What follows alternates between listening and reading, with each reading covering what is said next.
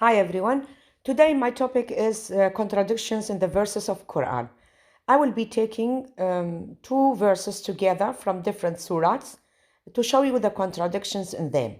So please read the text very accurately and give an attention to the words written in red.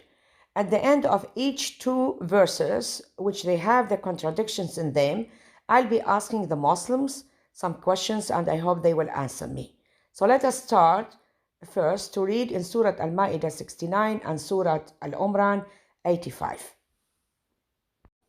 Jews and the Sabians and the Christians who believes in God and the last day and performs good deeds will have nothing to fear or regret. And suddenly Allah changed his mind in Surah Al-Umran 85. And let us read together what Allah says in Surah Al-Umran 85.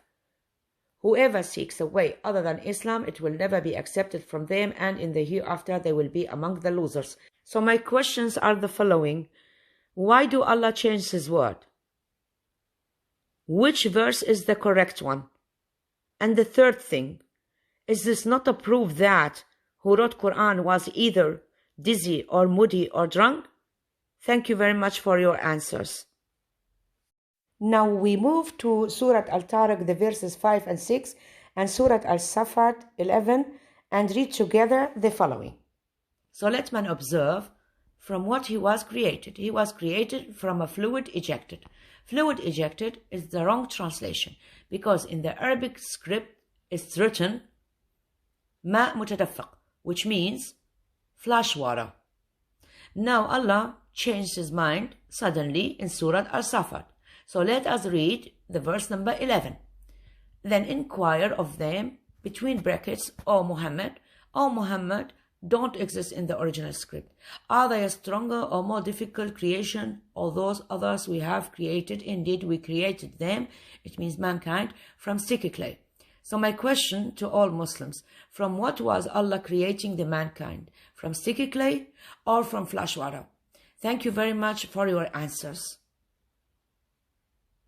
Let us continue with the series of contradictions and read together what's written in Surah Al-Talaq 1 and Surah Al-Nisa 15. O Prophet, when you Muslims divorce women, divorce them for the commencement of their waiting period and keep count of the waiting period and fear Allah your Lord. Do not turn them out of their husbands' houses, nor should they themselves leave during the period, unless they are committing a clear immorality. And those are the limits set by Allah. And whoever transgressed the limits of Allah has certainly wronged himself. You know not, perhaps Allah will bring about after that a different matter. So now we move to Surah An-Nisa, verse 15, and read together what's written in this verse. It says, as for those of you women who are guilty of immoral conduct, call upon four from amongst you to bear witness against them. And if four men do bear witness, confine those women to their houses until either death takes them away or Allah opens some way for them. So my questions to all Muslims are the following. Do Allah use such words? Or perhaps either? Second question, should the divorced woman be turned out of their husbands' houses if they commit a clear immorality, or should they be confined to their houses until either death takes them away or Allah opens some way for them? Thank you very much for your answers. Now we reached the other two verses, which are 90 to 92 from Surah Yunus and 102, 103 from Surah Al-Isra. So let us start and read together first in Surah Yunus and see what it says. And we took the children of Israel across the sea, and Pharaoh and his soldiers pursued them in tyranny and enmity until, when drowning overtook him, he said, I believe that there is no deity except that in whom the children of Israel believe, and I am of the Muslims now. Can you imagine? Pharaoh is Muslim. It's really very funny. Okay, let us continue the verses from Surah Yunus.